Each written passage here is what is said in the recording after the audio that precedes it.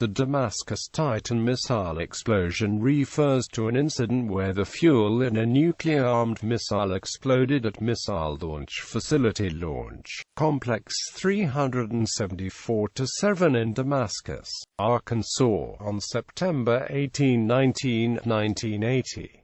The facility was part of the 374th Strategic Missile Squadron at the time of the explosion incident. On the evening of the 18th, at about 6:30 p.m., an airman conducting maintenance on a USAF Titan II missile at Little Rock Air Force Base's Launch Complex 374-7 in Southside, just north of town, dropped a socket from a socket wrench, which fell about 80 feet before hitting and piercing the skin on the rocket's first-stage fuel tank, causing it to leak.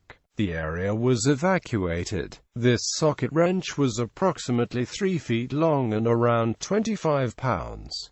The socket was about 6 pounds. At about 3 o'clock a.m. on September 19, 1980, the hypergolic fuel exploded. The W-53 warhead landed about 100 feet from the launch complex's entry gate. Its safety features operated correctly and prevented any loss of radioactive material. One Air Force Airman, SRA David Livingston, was killed, others seriously injured, and the launch complex was destroyed. The former launch complex was decommissioned, disassembled, and now stands on private land. The site was listed on the National Register of Historic Places in 2000.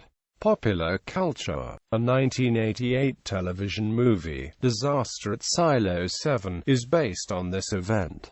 In September 2013, Eric Schlosser published Command and Control: Nuclear Weapons, the Damascus Accident, and the Illusion of Safety. It focused on the explosion, as well as other Broken Arrow incidents during the Cold War. The New Yorker's Louis Menon called it excellent and hair-raising, and said that Command and Control is how non-fiction should be written. The book was also praised by science historian Stephen Shappan in London Review of Books.